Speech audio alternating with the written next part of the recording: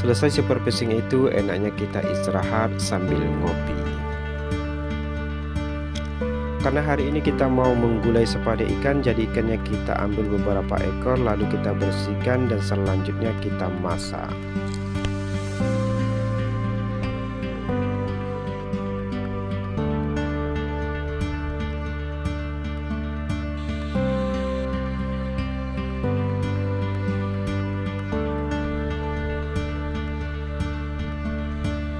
Dan inilah gulai sepada ikannya sudah hampir masak.